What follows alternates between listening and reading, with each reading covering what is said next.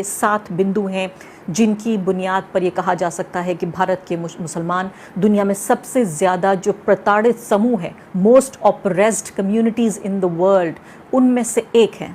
सबसे पहला बिंदु CAA NRC, जिस तरह से सिटीजनशिप अमेंडमेंट एक्ट लाकर एक तरह से फॉर्मल तरीके से, आधिकारिक रूप से भारत की सरकार ने भारत के मुसलमानों को बताया कि कैसे उन्हें दोयम दर्जे का नागरिक बनाया जा रहा है। CAA के मुताबिक जो हमारे पड़ोसी देश हैं, मुस्लिम बहुसंख्यक पड़ोसी देश, अफ़गानिस्तान, बांग्लादेश, पाकिस्तान, यहाँ से हर धर्म का व्यक्ति वो एलिजिबल है कि यहाँ अप्लाई कर सकता है वो सिटीजनशिप के लिए, सिवाय मुस्लिम समुदाय, मुस्लिम धर्म से ताल्लुक़ रखने वाले लोग।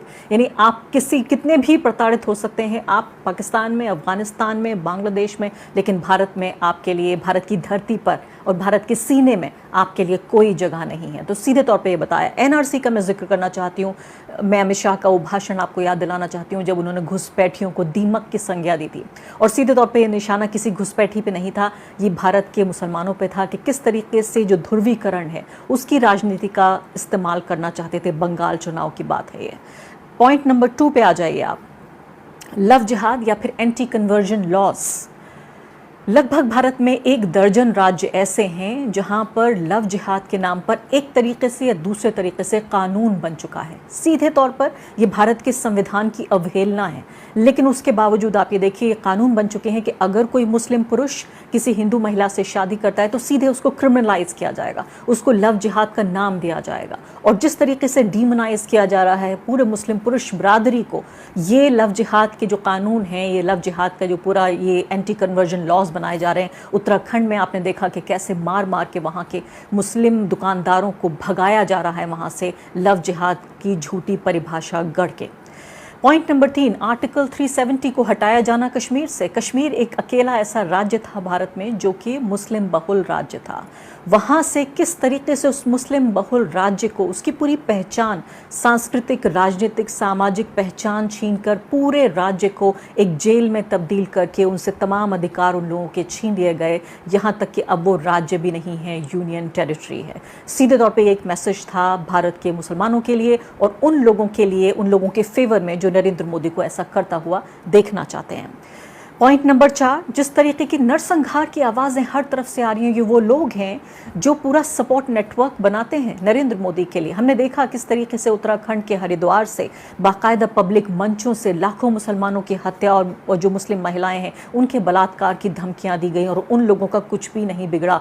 अभी भी वो लोग खुलेआम घूम रहे हैं। उत्तराखंड में, उत्तरकाशी में जो घटनाक्रम आप देख रहे हैं, उनमें ये क्रिमिनल्स, ये अपराधी उनमें भी भाग ले रहे हैं, इन गतिविधियों में अभी भी भाग ले रहे हैं। इसके बाद बात आती है किस तरीके से जो मुसलमानों का बॉयकॉट है, उनका कारोबारी और सामाजिक बॉयकॉट की सीधे कॉल्स, और ये कोई और नहीं दे रहा है, बाकायदा जो नरेंद्र मोदी की पार्टी के नेता हैं वो ये बात कर रहे हैं।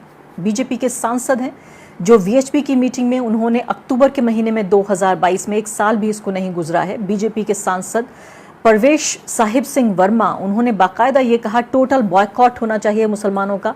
उन्होंने कहा कि कोई ज़रूरत नहीं है इन लोगों से सब्जियां खरीदने की, उनके स्टॉल से, और ये तमाम जो दुकानें हैं मीट की दुकानें, ये इनकी भी कोई ज़रूरत नहीं, इन सबको बंद कर देना चाहिए, बिना लाइसेंस के यहाँ पर चल रही हैं।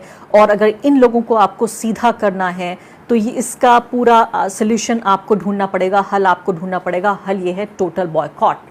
नरेंद्र मोदी की पार्टी के सांसद धड़ल्ले से ये बात पब्लिक रैली में कह रहे हैं। इसके बाद अगला नंबर आता है, वो है प्राइम मिनिस्टर नरेंद्र मोदी, प्रधानमंत्री नरेंद्र मोदी, जो भारत के 140 करोड़ लोगों के प्रधानमंत्री नहीं बल्कि एक ख़ास धर्म के राजा के तौर पे नज़र आए।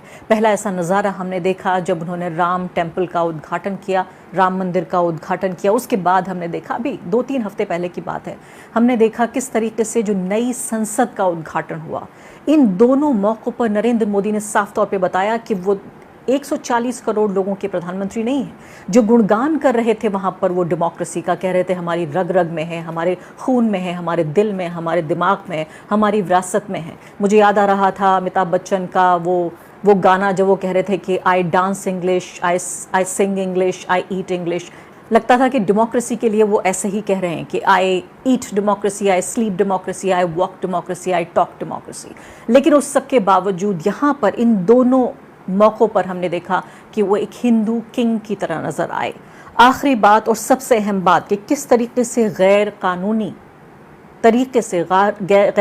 प्रक्रिया के तहत जो मुस्लिम समुदाय के लोगों के घर और दुकान धड़ल्ले से गिराए जा रहे हैं। अभी भी मध्य प्रदेश में 10 दिन भी इस बात को नहीं गुजरे हैं, एक स्कूल को उसके ऊपर बुलडोज़र चला दिया गया। कहीं भी कोई व्यक्ति दोषी पाया नहीं जाता, कोई कोर्ट में नहीं जाती बात, किसी व्यक्ति पर आरोप लगता है और अगले दिन सरकारी बुलडोज़र्स जाके, चाहे वो उत्तर प्रदेश हो, मध्य प्रदेश हो या और भी जो बीजेपी शासित राज्य हैं, दिल्ली तक में ये करने की कोशिश की गई, वहाँ बुलडोज़र्स पहुँच जाते हैं। इससे ज़्यादा और क्या चाहिए? कौन सा गवाह, कौन सी सबूत, कौन सा ऐसा डॉक्यूमेंटेशन आपके सामने पेश किया जाए जिससे ये पता चले कि वाकई भारत के मुसलमान प्रताड़ित हैं? तो क्या नरेंद्र मोदी ने एक अंतर्राष्ट्रीय प्लेटफॉर्म से, एक ग्लोबल प्लेटफॉर्म से दुनिया के सामने झूठ बोला कि धर्म और जाति या लिंग के आधार पर कोई भेदभाव नहीं होता भारत में?